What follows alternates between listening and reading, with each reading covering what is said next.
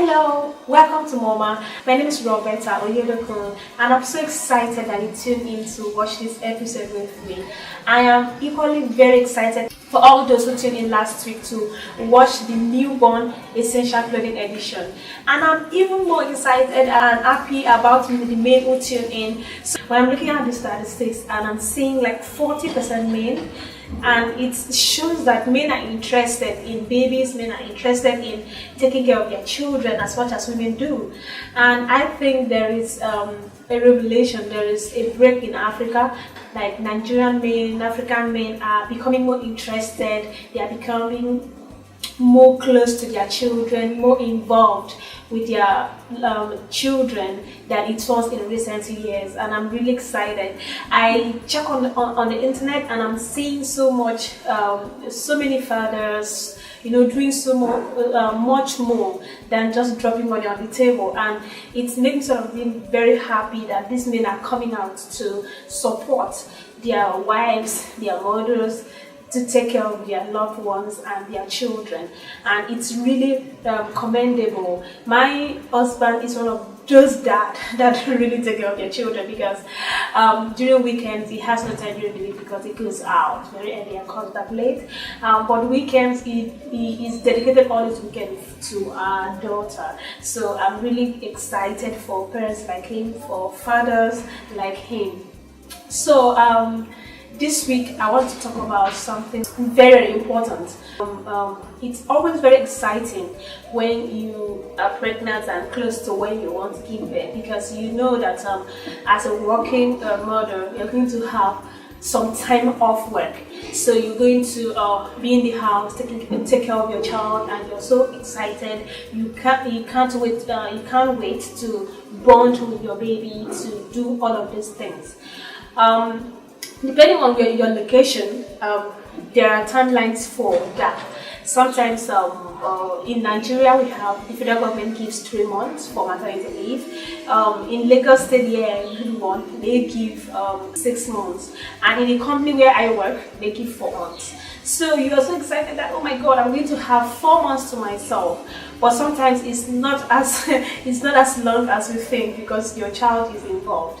So even though I've read a lot of books and do a lot of research on childcare and all that, not really prepared me for life after maternity leave. There is so many emotional things going on there with children, with baby, like loads of emotional stuff. So you feel guilty, oh my God, I'm going to leave the child in the house and all that. But there are things that I've discovered, that I've done, that have worked for me. And so I'm going to start like this. The time to prepare for after maternity leave is when you're pregnant. It's not even when you've given birth. Like, you have to make this preparation so early, because human being is involved, your baby is involved, your life is involved. It's not something you start looking for alternative at 11 hours, at when it's almost night and all that. So you have to start from when you were pregnant to prepare for your maternity leave. Well, by that you have to decide, do you want to, is your baby always going to be in daycare? Are you going to have family live with you? Or are you going to hire a nanny or a nurse? So you have to decide that with your spouse and then start working towards it. When you put to bed, you have to start practicing those plans. Like, if you're going to get a nanny, you have to bring the nanny in when you're still very much at home, test the nanny, and you have to do background checks, like wide background checks. Don't say it's a church member, don't say it's, oh, I know it's a friend's cousin or what have you. Whoever you hire as a nanny, you have to do background checks on the person, and when you're done with that, do the necessary medical checks and tests and all that. When you are satisfied with medicals and the background checks that you've made, you now have to test the person, bring the person in, and show the person everything you want, how you want your baby to be. People have different ideas of treating babies, so you have to show this person how you do your stuff, and let the nanny like sort of practice it in front of you till you become comfortable that you can actually do that, because that is not exactly the same thing as house help. House help maybe you can stay with your food, your clothing and all that, but this one is your baby and you don't want to have any sort of mistakes. So please don't cut corners with these things. They are very dangerous. Then once you've had the plan, then you have to have a backup plan, because the nanny is human. All of these things are human, so you have to have these backup plans, and then to see if this doesn't work, then I'll fall back to this. So you don't have to start work and start behaving like a crazy woman. So that is one. Then the third thing is then you have to make your baby to go deeply into your schedule. What I mean by that, like you have to get her used to that your routine, so that by the time you move out that door, maybe it's not going to cry and be worried and fall sick and all that, and you can actually groom your baby to live like that. Okay, so so what I've done from my own end was, after 1 month I had to start practicing my absence with my baby. Like, what do I mean by that? Like, okay, I know babies are very good at latching to their parents and sucking and all that. So it's a big thing for baby. Sucking is a big thing for baby. So I stopped giving her breast anything from 7 a.m. to 6 p.m. when I'm not going to always be at home. I'd rather express the milk and give her from the feeding bottle. Then from 7 p.m. to 7 a.m. that's like from evening to morning, I give her breast. So she got used to sucking from my breast from 7 p.m. to 7 a.m., which is when I'm always going to be at home, even if I start work when I start work. So from 8 to 6, I'll give her breast from the feeder. So she got used to that lifestyle, to the point that now that I'm away, she doesn't disturb or cry for breast at that time. Before she'll start worrying and trying to get breast, I'll be back. So that was what I did, and I actually explained it to one of my friends who also tried it, and it worked like magic. Then you're going to feel so guilty when it's time to leave for work. You like work, not like you don't want your work, but you've always been there looking after your baby. You've always, even though I had my mom taking care of my baby for me and all that, but there were times that I have to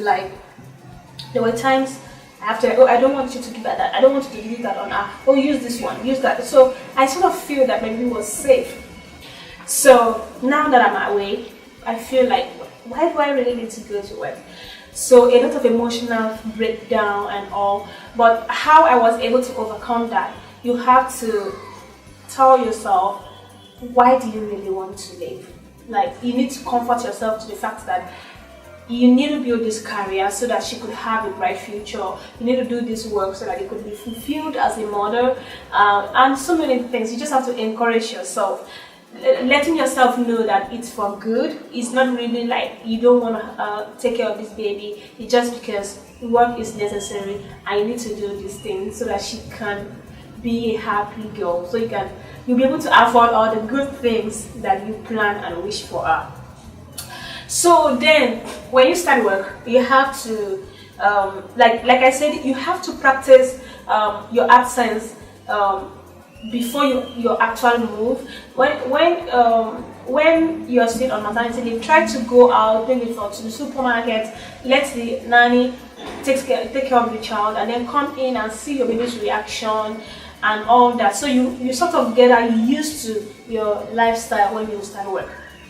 Okay, so then your first day at work or week at work, you have to be close home. Don't just say, oh, I've resumed, oh, I've done all the tests, the nanny is okay, blah, blah, blah. No. You have to still call in, you have to still do other things, you have to still get in touch to their house. If it's close by, you could go during your break time to check how your baby is doing. If it's not close by, you could do a video call to talk to your baby if he or she can actually interact on phone. Like just looking at her, she doesn't need to speak back at you, just to make sure that the connection is there. And you have to close early, like find a way to close early. My offers before I put to bed, I used to close very late, but now I try to make sure that I do everything, finish my work before closing time, so that once it's closing time, I'm just off the job, because I have a baby. I have a baby that I need to come on to take care of. And then you have to make sure that you have all your necessary things at home that is going to make life comfortable for the child. Then just throw the child off and then just fling it off. So so that is it. So thank you for watching today. I'm really excited that you tuned in. I'm really super excited.